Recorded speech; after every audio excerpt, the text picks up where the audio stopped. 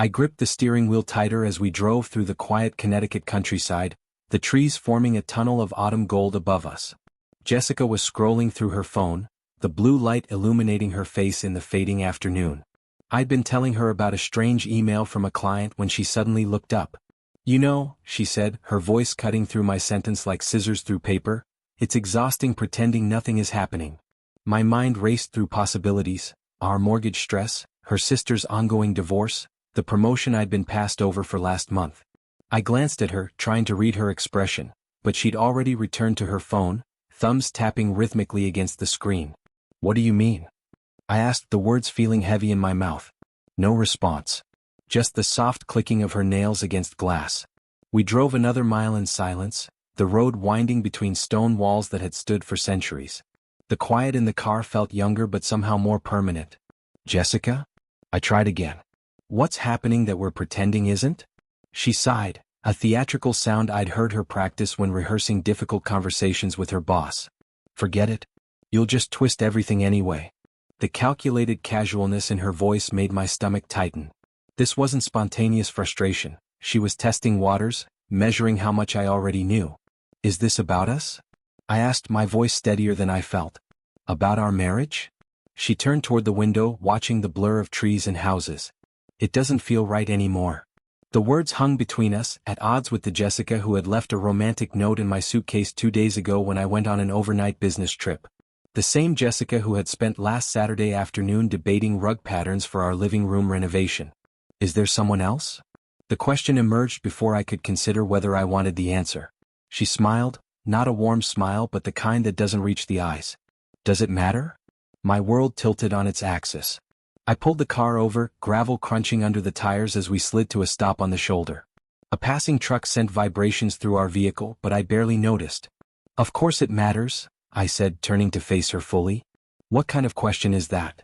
Jessica sighed dramatically and reached into her purse, pulling out lip gloss. She applied it with practiced precision, watching herself in the visor mirror.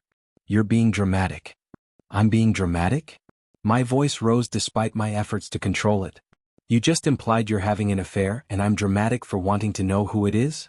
She capped her lip gloss and dropped it back into her purse with a soft thud. "I told him I wouldn't tell you. It's better that way." "Him." The word felt like a stone in my throat.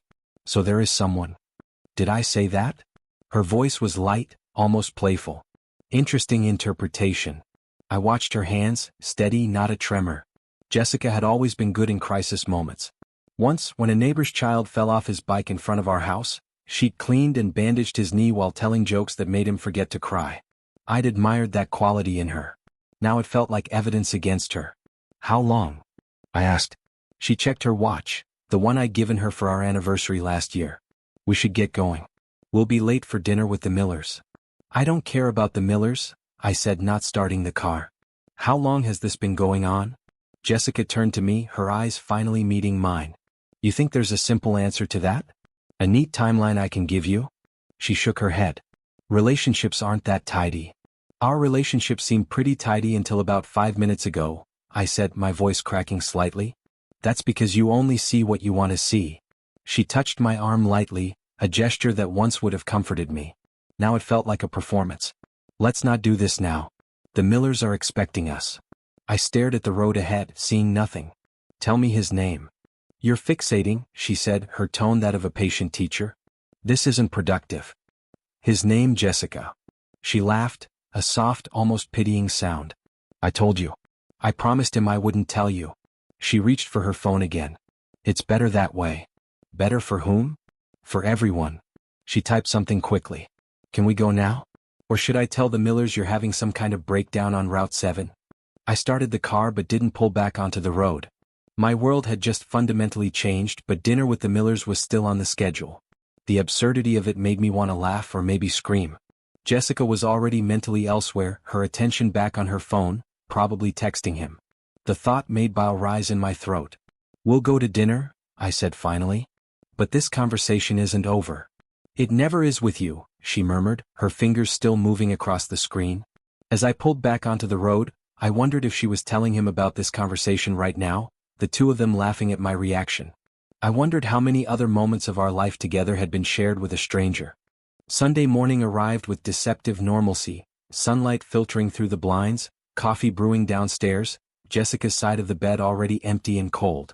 We had barely spoken since the car ride yesterday, floating through dinner with the Millers like automated versions of ourselves.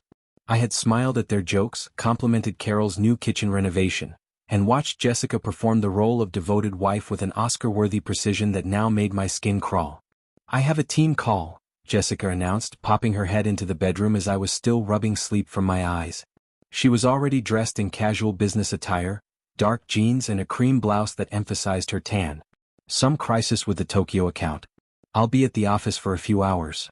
She didn't wait for my response before I heard the front door close. 6 minutes later, her car pulled out of the driveway. I sat in the silence, listening to the house creak and settle around me. Then, with a determination that surprised even myself, I walked to her home office and opened her laptop.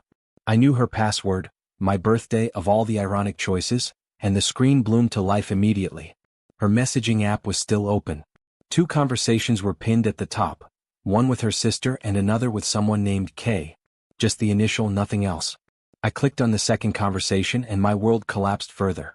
The first thing I saw was a photo of Jessica in a silky champagne-colored robe, her hair loose around her shoulders in a way she rarely wore it at home anymore. The caption read, "Dream about this instead." I scrolled up, finding messages stretching back weeks. Inside jokes I wasn't privy to. Plans to meet.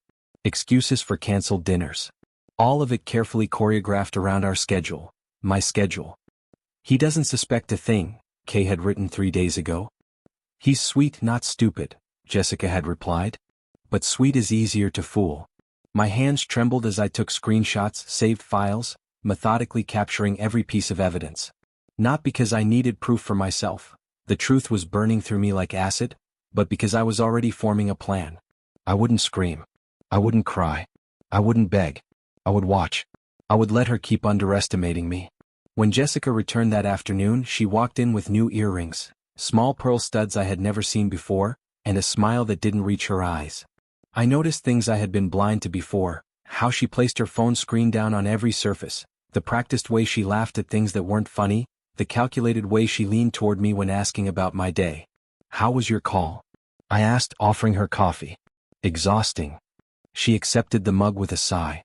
"The Tokyo team doesn't understand our marketing strategy, and we spent 3 hours going in circles." I nodded, watching her lips move around the lie. "On a Sunday?" "Global business never sleeps," she quipped, the answer too smooth, too rehearsed. "How was your morning? Did you finally fix that leaky faucet?"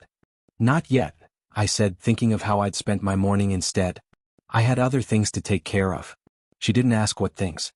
People telling lies rarely probe too deeply into others' activities. They're too afraid of inviting the same scrutiny to their own. "I might go for a run," she said, placing her mug in the sink. "Clear my head." I watched her head upstairs to change, noting how she took her phone with her to the bathroom. Another piece of behavior I would have overlooked before yesterday. Who doesn't take their phone everywhere these days? But now it felt like a neon sign advertising her deception. While she was upstairs, I checked her laptop again. She'd been careful this time. The messaging app was closed, history cleared. But she hadn't counted on me taking pictures of our bank statements, calendar events, and her messages.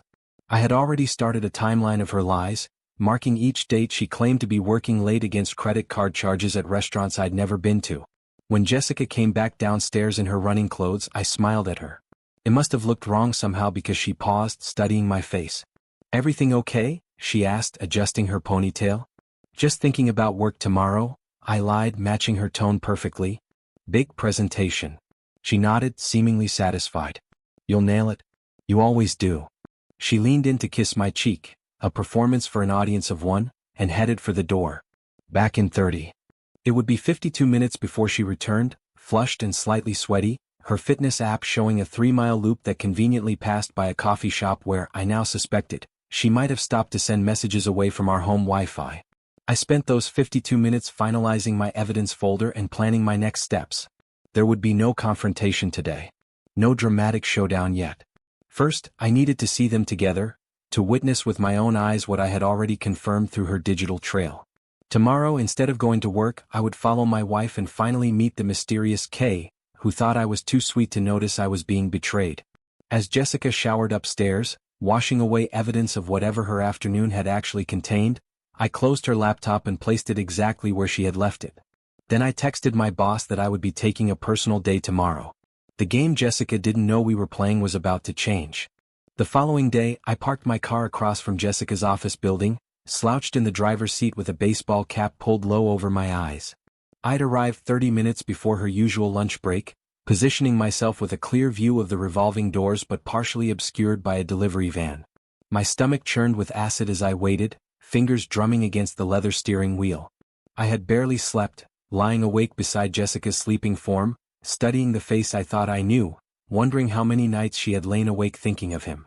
At 12:15 the revolving doors spun and there she was, but not alone.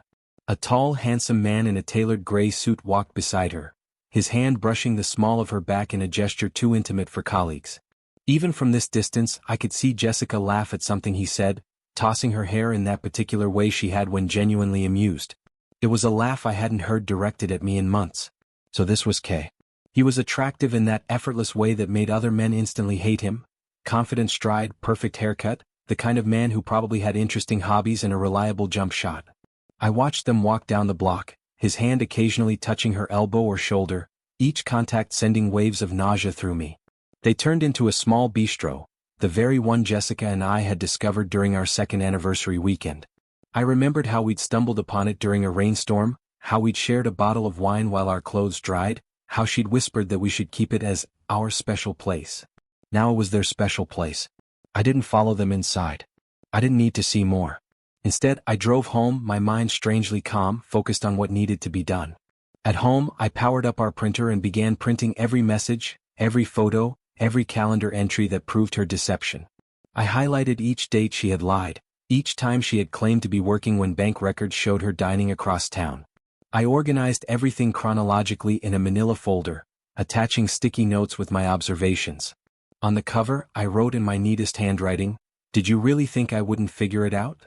When Jessica came home hours later, her hair slightly disheveled and wearing a fresh layer of perfume, I was sitting in the living room pretending to read. She kissed my cheek, the same lips that had probably kissed him hours earlier, and headed upstairs to shower. I waited until I heard the bathroom door close, the water running. Then I placed the folder on her pillow and sat in the armchair in the corner of our bedroom, waiting in the dim light. 20 minutes later, wrapped in a towel with her hair dripping onto the carpet, Jessica emerged from the bathroom. She didn't notice me at first, humming softly as she moved toward the bed. Then she saw the folder. Her hand froze midway to her moisturizer. She stared at the folder for a long moment before slowly opening it. I watched her face drain of color as she flipped through the pages, her shoulders stiffening with each new revelation. "How dare you invade my privacy like this?" she finally said, not looking up from the documents. I laughed, a hollow sound that surprised even me. "That's your response? Not denial, not apology, but outrage that I caught you?" She closed the folder with deliberate care. "You went through my private messages. You followed me. You're sleeping with another man. Multiple men, apparently." Jessica finally turned to look at me, her face composed despite the devastating evidence spread before her. "So what now? You want a divorce?" "No," I said, the word hanging between us. Her eyebrows lifted in surprise. "No. I'm not giving you that easy out," I said, standing up. "I want to see how long you can keep pretending this is still your game." She studied me as if seeing me for the first time. "I never took you for cruel. And I never took you for a liar," I countered. "Yet here we are." Jessica clutched her towel tighter. "What exactly do you want from me?" "Truth would be novel," I suggested. "But I'm not holding my breath." "The truth?" She laughed bitterly. "The truth is I got bored. The truth is you stopped seeing me years ago. The truth is—" "Save your justifications," I interrupted. "The folder doesn't care about your reasons and neither do I anymore." "So this is punishment?" She gestured to the folder. "Public humiliation?" "Nothing about this is public yet," I said quietly. "But it could be." Fear flickered across her face, the first genuine emotion I'd seen since our confrontation began. "What does that mean?" "It means I know about the Holiday Inn Express charges on your corporate card," I said. "It means I have access to our joint accounts and records of every lie you've told. It means your carefully constructed house of cards is one breath away from collapsing." She sat heavily on the edge of the bed. "You wouldn't. A week ago I would have agreed with you, I said, moving toward the door. But you've taught me so much about myself recently. About what I'm capable of. I paused at the threshold. By the way, Kay, or should I say Kevin, has a wife. Her name is Diane. She works at Mount Sinai Hospital. I wonder if she's as oblivious as I was. Jessica's face went pale. Leave him out of this. Like you left me out of your decisions? Your plans? Your bed. I shook my head. Too late for boundaries now, Jess. Much too late. The morning after our confrontation, I sat in my car outside a phone store, waiting for it to open. I needed a new number, one Jessica wouldn't recognize, for the next phase of my plan. When the doors finally unlocked, I purchased a prepaid phone with cash, keeping no paper trail. Back in my car, I composed a message to Kevin using the number I'd found in Jessica's conversations. Jessica says to meet at the coffee shop on Bay Street at 5. It's her favorite place. I didn't sign it. I didn't need to. At 4:50 that afternoon, I parked across from the cafe, watching as a man matching Kevin's description arrived 10 minutes early. He wore a brown velvet jacket, an affectation that made me dislike him even more, and kept checking his watch, occasionally glancing around with an expectant smile. After 15 minutes of watching him fidget with his coffee cup, I sent another text. Nice jacket. Didn't know she liked velvet. I watched through my windshield as he read the message, his head snapping up, eyes scanning the street with sudden panic. He couldn't see me behind my tinted windows, but I saw him clearly, saw his confidence crumble as he realized he was being watched. 5 more minutes passed before he threw some bills on the table and hurried out, looking over his shoulder repeatedly as he retreated to his car. That evening, I spread financial documents across our dining room table, waiting for Jessica to return from whatever excuse she'd invented for today's absence. When she finally walked in, I could tell from her tentative footsteps in the hallway that she sensed something was wrong. What's all this? She asked, hovering in the doorway, keeping distance between us. Financial planning, I replied without looking up. Please sit down. She remained standing. I'm tired. Can't this wait? No, I said simply, finally meeting her eyes. It can't. Reluctantly, she slid into the chair across from me, her posture rigid with defensive energy. I've changed the passwords to all our accounts, I began, sliding a printed statement toward her. Your access has been revoked. Her mouth fell open. You can't do that. That's my money too. Actually, I can. And I did. I tapped another document. The house is solely in my name, remember? Your credit wasn't good enough when we bought it. So what, I'm supposed to beg for grocery money? Her voice trembled with indignation. You have your own salary, I reminded her. But that rainy day account you've been building? The one you thought I didn't know about? I slid another paper toward her. Frozen. Her face flushed with anger. This is financial abuse.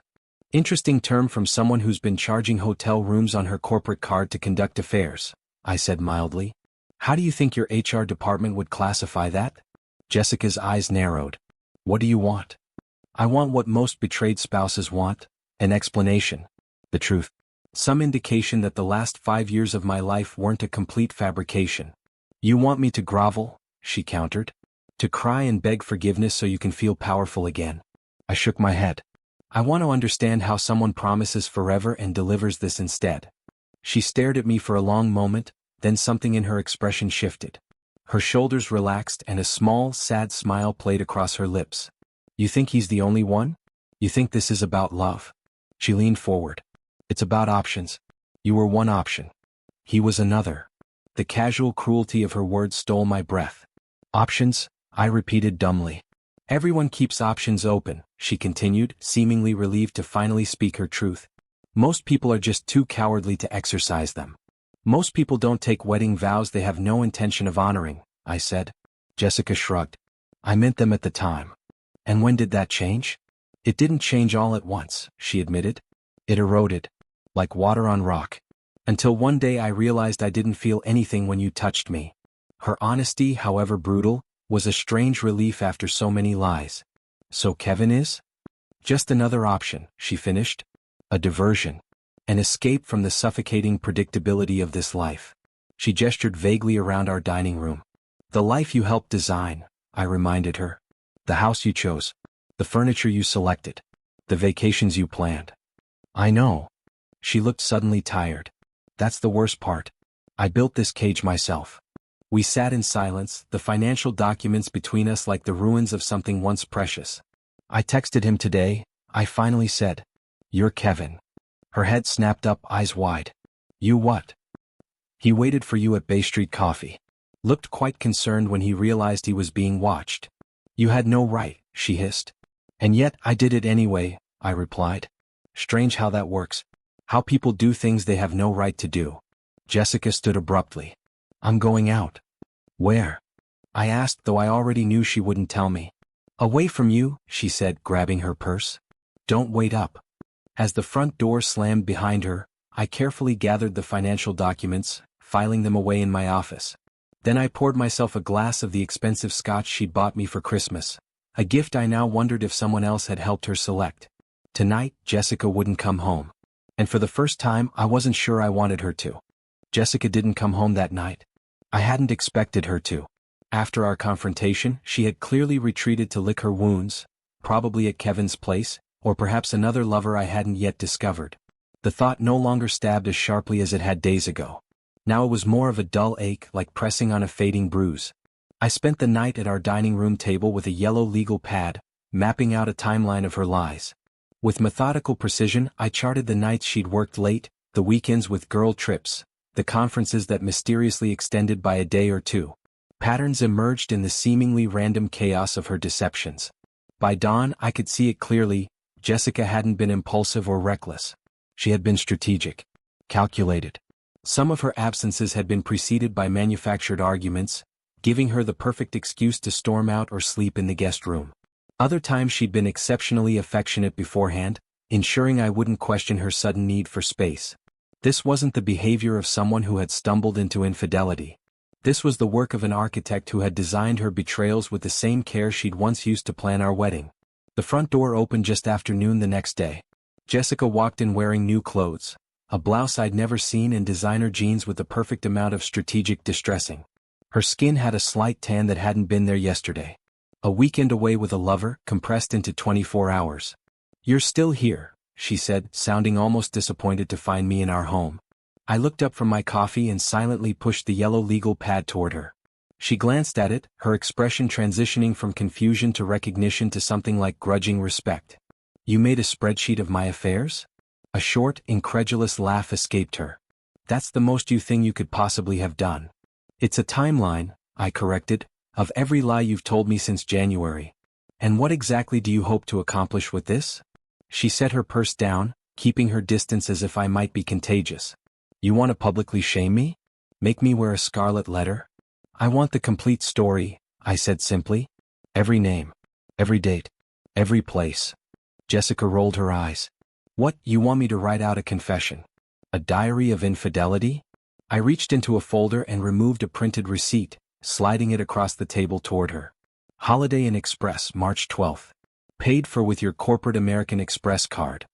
Her face paled slightly. You wouldn't. Wouldn't what? Tell your boss you've been misusing company funds to conduct affairs? I think the HR department might find that relevant to your recent promotion request. She sat down heavily across from me. This is blackmail. This is consequence, I corrected. Something you've skillfully avoided until now. Jessica stared at the timeline, her eyes tracking over the dates and annotations. You really want all of it? Every sordid detail? Yes. She studied my face, perhaps looking for the hurt, angry man she'd left yesterday. Instead, she found someone calmer, colder, someone she didn't quite recognize. There was Mark, she finally said. The name hit me like a physical blow. My friend Mark? From the ski trip. She nodded, not meeting my eyes. 2 years ago. I gripped the edge of the table, steadying myself. Mark had been my friend since college. We'd gone on double dates. He'd helped me build our deck last summer, spending weekends alongside me while apparently harboring this secret. While I was recovering from knee surgery, I realized aloud, the timeline suddenly making horrible sense. When you two went for supplies. It was just once, she said quickly. Then a small, cruel smile touched her lips. Well, twice that weekend. I forced myself to breathe evenly, refusing to give her the satisfaction of seeing me break. Who else? Does it matter now? She leaned back, a strange triumph in her posture despite being caught. You'll never know how many there really were. You'll always be wondering, counting back at parties, questioning every male friend, every coworker. Her words landed with precision, exactly as she'd intended. She was right. Even with my spreadsheets and evidence, I would never know the full extent of her betrayals. There would always be gaps in my understanding, shadows where more lies might lurk. "That's your final play?" I asked quietly. "To make sure I never feel secure again?" "It's not a play," she countered. "It's just reality. You wanted truth, here it is. The truth is you'll never have all the truth." I looked at this woman I had loved for years, trying to reconcile her with the person sitting before me now. The physical resemblance was perfect, but everything else, the essence that made her Jessica, seemed to have been replaced by something hollow and mean. "I have enough," I finally said, gathering my papers. "More than enough." "For what?" I stood up, tucking the timeline into my folder. "You'll see." As I walked away, Jessica called after me, "I know what you're doing. You're trying to make me the villain in your story so you don't have to admit you were boring me to death." I turned back, studying her flushed face and defensive posture. "No, Jess. I'm just finally seeing the story clearly for the first time." That night, I called a real estate agent and left a message. If Jessica wanted options, I'd give her one: a life completely without me in it. 3 days passed in a cold war of silences. Jessica and I moved through our house like ghosts, careful not to occupy the same room for too long. She slept in the guest bedroom without discussion, and I found myself grateful for the empty space beside me, no longer haunted by her proximity. On the 4th day, I arranged all my evidence on the desk in our home office: receipts, messages, financial reports, and the detailed timeline of her betrayals. Atop the pile sat a thick manila envelope. When Jessica arrived home from work, I called her into the office. She entered cautiously, eyes immediately drawn to the organized display. "What's all this?" she asked, maintaining her distance from both me and the desk. "Closure," I replied. "The house goes on the market tomorrow." Her practiced composure slipped. "What do you mean, goes on the market?" "You can't sell our house without my consent." I slid a document toward her. "Actually, I can. It's in my name, remember? And here are the listing papers, already notarized." She snatched up the document, her eyes scanning quickly. "You did this behind my back?" The irony of her outrage almost made me laugh. "Seems fitting, doesn't it?" "This is our home," she protested, her voice rising. "We chose it together. We painted these walls together. And you destroyed it together, you and Kevin. And Mark." I leaned forward. "And how many others?" She threw the papers down. "So this is revenge? Selling our home to punish me?" "Not revenge. Self-preservation." I gestured around the room. "Every corner of this house is contaminated with lies. I can't stay here." Jessica's eyes narrowed as she studied me. "You've changed." "Yes," I acknowledged. "That tends to happen when your entire reality gets rewritten without your consent." She crossed her arms, shifting strategies. "So what happens now? You want me to move out immediately?" "I don't particularly care where you go." I picked up the manila envelope. "But there's something else we need to discuss." "What now?" "I'm calling Kevin tomorrow." Her face drained of color. "You will do no such thing." "I have his number. I have evidence of your affair. I have documentation of the corporate card misuse." I tapped the envelope. "What do you think his wife will make of all this?" "Leave him out of this," she hissed. "This is between us." I raised an eyebrow. "Is it? Now, after 3 affairs, it's suddenly personal? You have no right." "I have every right," I cut her off, my voice remaining steady. "But I'm willing to make a deal." Jessica hesitated, suspicion etched across her face. "What kind of deal?" "A full confession. In writing. By Friday." I opened the envelope slightly, showing her the blank pages inside. "Every name. Every date. Every place." She laughed, but it sounded hollow. "You want me to write out a catalog of my affairs? That's sick. What I want is honesty, finally. Without it, copies of what I already know go to your office, your boss, your parents." I paused. "And Kevin." Jessica stared at me, perhaps seeing for the first time that the man she'd married, the one she'd assumed would crumble or rage or beg, was gone. In his place stood someone colder, someone she'd created. "You wouldn't." "We both know I would," I replied calmly. "You've shown me precisely how to dismantle someone's life from the inside. Consider this my thank you note for the education." She sank into the chair opposite my desk. "And if I write this confession? Then I keep it between us. No one else needs to know the extent of it. You expect me to believe you just forgive and forget?" I shook my head. Not forgiveness. Certainly not forgetting. But a clean break without collateral damage. Jessica stared at the envelope for a long moment. I need to think about it. You have until Friday. I stood up, signaling the end of our conversation. 3 days. As she left the room, I turned to the window, looking out at the garden we'd planted together last spring. The irises were blooming now, purple and gold against the fence. I wondered who would tend them after we were gone. That evening, I drove to a quiet bar across town, one Jessica and I had never visited together. I texted Mark asking to meet. He arrived 15 minutes late, his usual confident smile missing as he spotted me in the corner booth. "Hey man," he said, sliding in across from me. "Got your message. Everything okay?" I studied his face, this man I'd trusted, who'd stood beside me at my wedding, who'd spent holidays at our table. "Tell me about you and Jessica," I said simply. His face went slack with shock, then crumpled into guilt.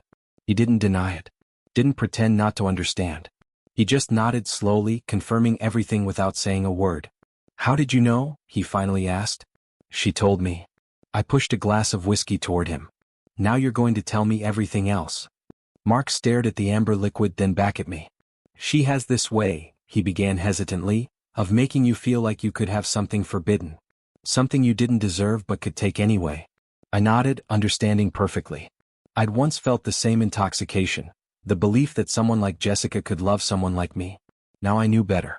Jessica didn't love. She acquired. Friday arrived with a storm, literal dark clouds gathering outside our windows as if the weather itself was attuned to the emotional tempest inside our home.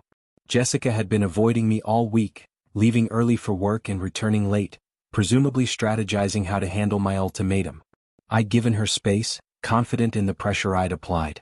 I spent the day working from home, periodically checking my phone for any messages from the real estate agent. The listing had gone live yesterday, and already 3 potential buyers had scheduled viewings for the weekend. I wondered if Jessica knew, if she'd seen our life together reduced to square footage and charming original details on real estate websites. By 6 in the evening, I began to wonder if she would miss my deadline deliberately, a final act of defiance. I was contemplating my next move when I heard the front door open and close quietly. For nearly an hour there was silence. No footsteps coming to find me, no call announcing her presence. Just the knowledge that she was somewhere in the house, perhaps gathering courage or crafting excuses. At 7:30, I went downstairs to make dinner and found an ivory envelope with a gold seal placed carefully on the hall table. My name was written on it in her elegant handwriting, the same script that used to leave me love notes in my lunch or birthday cards that made me smile. I took the envelope to my office, closing the door before opening it. Inside was several pages of her expensive stationery, filled with her distinctive penmanship. I read slowly, absorbing each word. It wasn't a true confession, not really. It was a politician's statement after being caught in scandal. Carefully edited, stripped of emotion, designed to acknowledge wrongdoing while minimizing damage. She admitted to 5 affairs. 2 I already knew about, 1 I had suspected, and 2 that hit me like physical blows. One of them was with my cousin.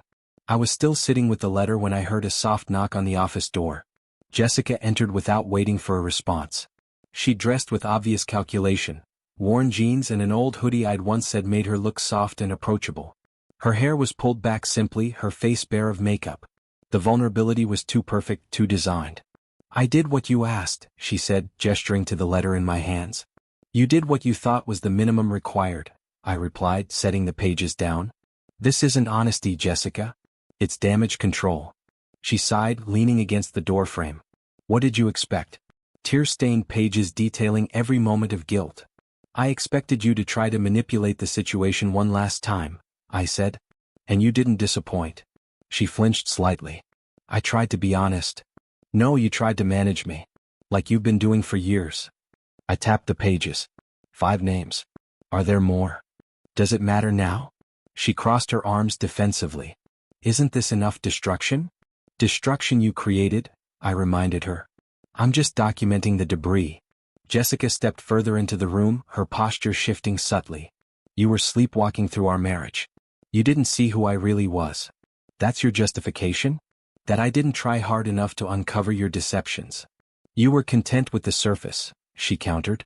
"With the idea of me rather than the reality. You never wanted to see the Messier parts." I laughed softly, the sound hollow even to my own ears. The Messier parts being your systematic betrayal with multiple partners? Those aren't mess, Jessica. They're malice. She shook her head, a hint of genuine confusion in her eyes. I'm not a monster. I don't roar and break things. I don't hurt people for pleasure. No, I agreed. You're the quiet kind. The kind that smiles in photos and poisons from within. We stared at each other across the room, the distance between us measured not in feet but in revelations. In her eyes I could see something I'd never noticed before, a fundamental disconnect, as if she existed slightly out of phase with the moral universe the rest of us inhabited. What happens now? She finally asked.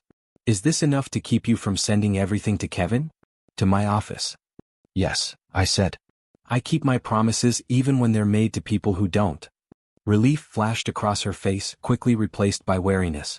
And us. There is no us anymore, Jessica. There probably never was, at least not the version I believed in. She nodded slowly, a strange dignity settling over her.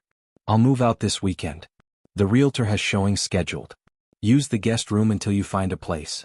I already have, she said quietly. A furnished sublet in Westport. I can be gone by Sunday. The practicality of her response, the fact that she'd already secured housing, was so perfectly Jessica that it almost made me smile. Even in collapse, she planned ahead. I'll leave you my new address for the divorce papers, she added, turning to go. Jessica, I called as she reached the doorway. She paused without turning back. Was any of it real? Any moment in all these years? She was silent for so long I thought she might not answer. Then, still facing away from me, I think I was in a dream too. A different one than yours, but still not quite awake. After she left, I sat with her confession in my hands, reading between the carefully crafted lines, searching for the woman I thought I'd married. All I found were reflections of what I'd wanted to see. Mirrors positioned just so, creating the illusion of depth where there was only surface. Jessica moved out the following week. There was no drama to it, no tearful final confrontation or passionate last embrace. She hired a moving service that arrived at precisely 9 on Sunday morning. I made myself scarce, taking a long drive to nowhere in particular while strangers boxed up her life and carried it away. When I returned in the afternoon, half our closet was empty, her vanity cleared of creams and perfumes. She'd taken only what was unquestionably hers, leaving shared items and gifts untouched. Her wedding ring sat in a small dish on the kitchen counter. A simple, wordless statement. The most telling moment came when she left. I was in the living room when she completed her final walkthrough. Our eyes met briefly as she stood by the front door, car keys dangling from her fingers. She didn't speak, didn't cry, didn't slam the door in theatrical anger. She simply closed it quietly behind her, the soft click more final than any dramatic exit could have been. I expected to feel relief when she was gone. Instead, I felt a cold clarity, an emotional sobriety that was neither happiness nor sadness, but something more elemental. Understanding, perhaps. The realization that Jessica hadn't just betrayed me with other men. She had been rewriting my past even as I was living it. In the days that followed, I began methodically telling the truth to the right people. Not everyone. I wasn't interested in public humiliation or widespread gossip. Just the people who needed to know, whose lives and decisions might be affected by who Jessica truly was. I sent her boss a copy of her confession letter with a single line added at the bottom. If this version of Jessica affects your trust in her, imagine what the unwritten version looks like. I didn't spell out the corporate card misuse or suggest any specific action. I simply provided information and let the natural consequences follow.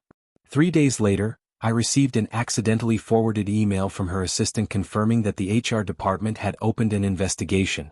I didn't feel the vindictive satisfaction I'd expected. Just a quiet sense that truth, once released, moved with its own momentum.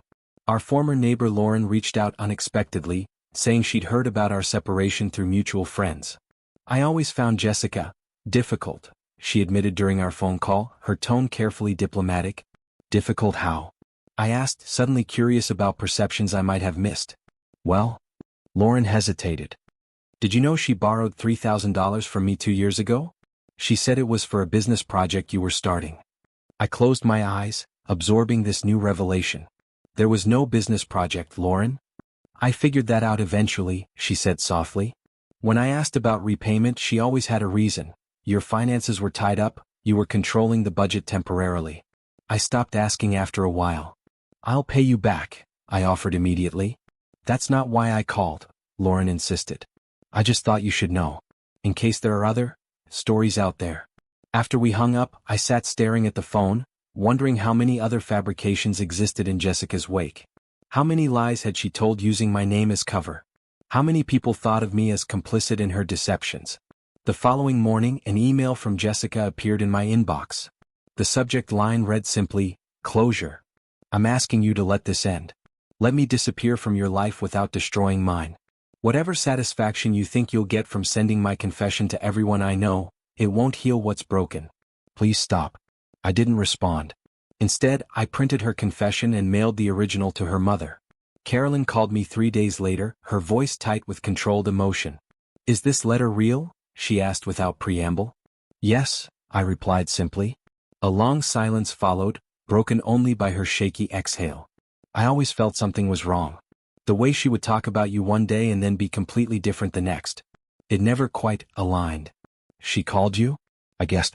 "Screaming," Carolyn confirmed. "Said you were trying to ruin her life. That you were obsessed and couldn't let go." "And what do you think?" I asked carefully. "I think if half of what's in this letter is true, then the person she's calling obsessed is the only one who tried to stay." She paused. "She's moving in with me next week. Not by choice. Apparently there's an investigation at work and her rental fell through." "I'm sorry," I said, genuinely meaning it. Carolyn had always been kind to me.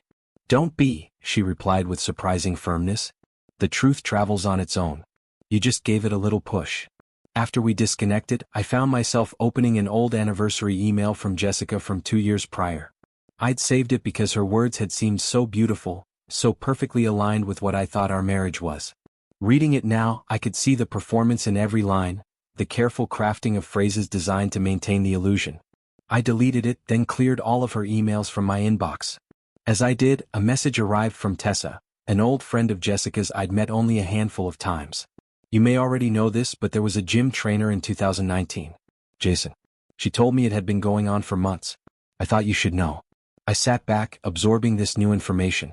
2019, the year I'd been planning to propose, working extra hours to save for a birthday trip to Paris, adopting a dog because she'd said she wanted to start building our family. All while she was meeting someone else in hotel rooms and gym corners. The picture was becoming clearer, not just of Jessica but of myself, of the man who had loved the carefully constructed mirage she presented. That man was gone now, dissolved in the acid truth of who she really was. A month after Jessica moved out, our house sold for slightly above asking price. I found myself both relieved and disoriented, watching strangers walk through rooms where I'd once built a life. The young couple who purchased it spoke excitedly about the nursery they planned to create in what had been our guest room. I didn't tell them it was where my wife had slept during her last weeks under our roof. On the day I was boxing up the kitchen, an email from Jessica appeared in my inbox. The subject line read, "Closure, for real this time." I stared at it for several minutes before opening it, steeling myself against whatever manipulation might lie within. "I know you won't believe me, but I am sorry. Not for getting caught, though obviously I wish I hadn't been so careless, but for who I was with you. Could we meet one last time? Coffee, public place, your choice." I deleted it without responding and continued wrapping mugs in newspaper, each one a memory I wasn't sure I wanted to keep. That evening, instead of replying to Jessica, I forwarded her original confession letter to her mother with a brief note. "I thought you should know the full story." Carolyn called me the next morning, her voice tight but controlled. I asked her if it was true, she said without preamble. "The letter. The affairs. All of it." "And?" I prompted when she fell silent. She cried. Not gentle tears, the kind that come from being cornered.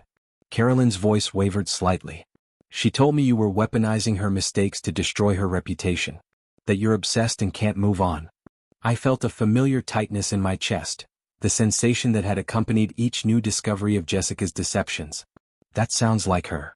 I told her that if even half of what she admitted in that letter is true, then the person she's calling obsessed is the only one who ever really tried to stay. Carolyn's voice strengthened with conviction. I said I didn't raise her to be this person.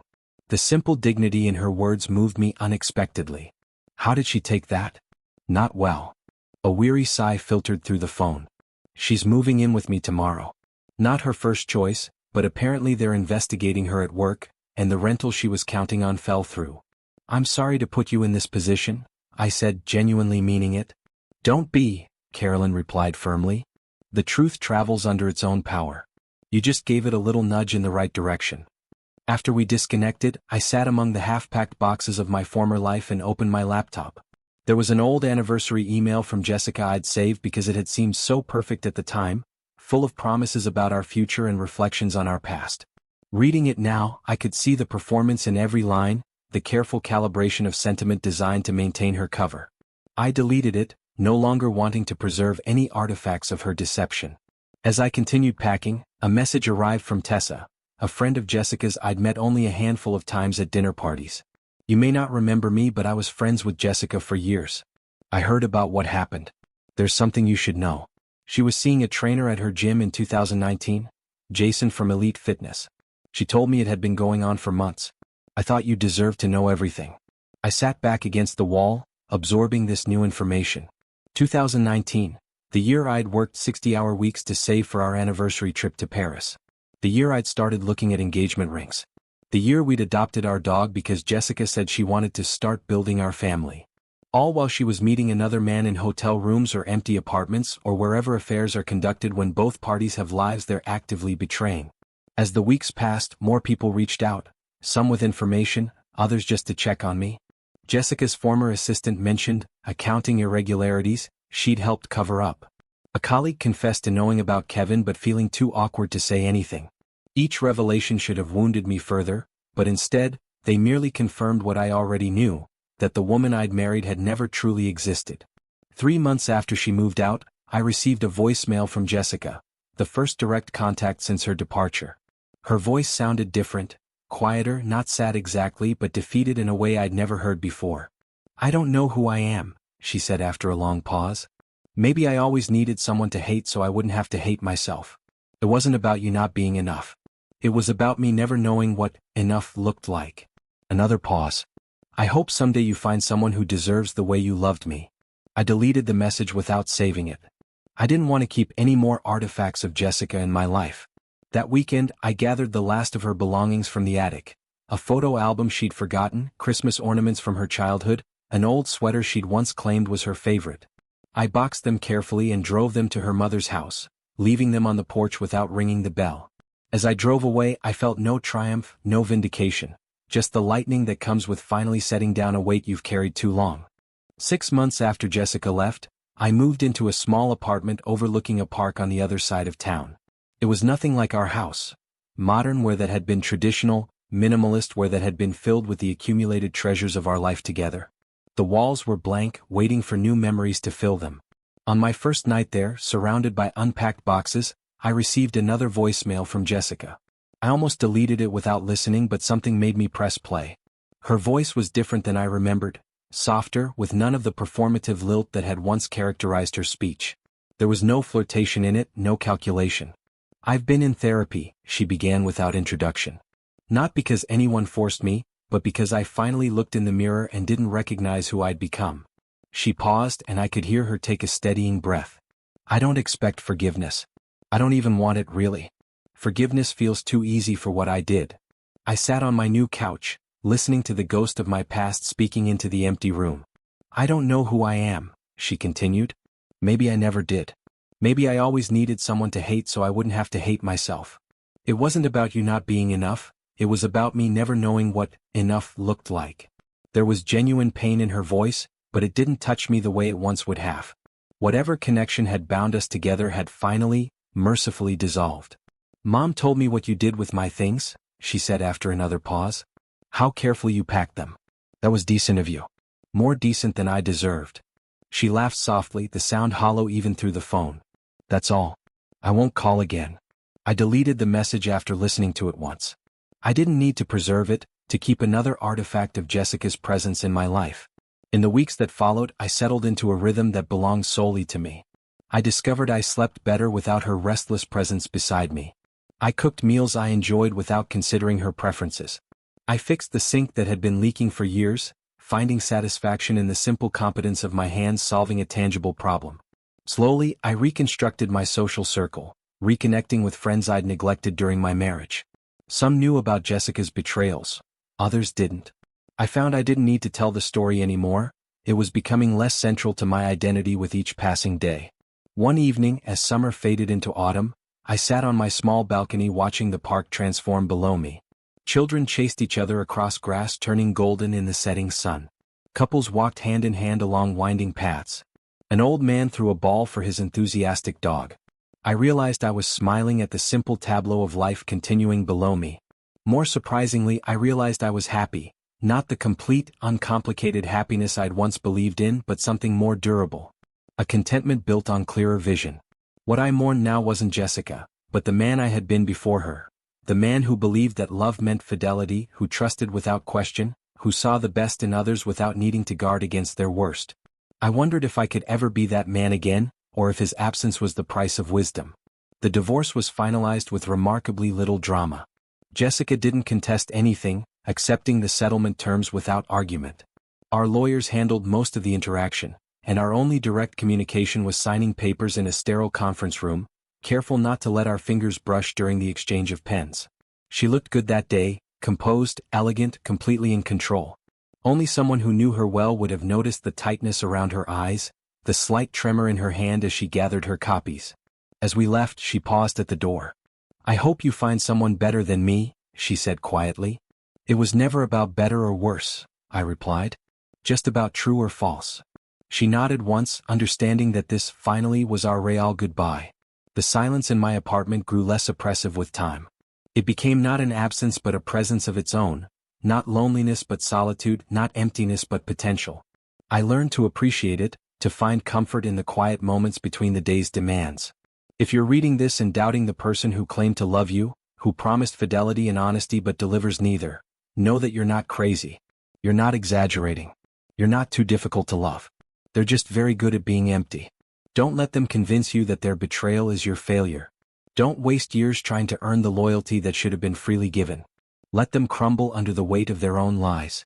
You will survive. You will leave. And one day the silence won't feel like punishment, it will feel like peace. The park below my window is covered in snow now. Children build snowmen where they once played tag. Couples still walk the paths, huddled closer against the cold. The old man still throws a ball for his dog, their breath forming clouds in the winter air. Life continues. Different but no less worth living. Changed but not diminished. And so do I.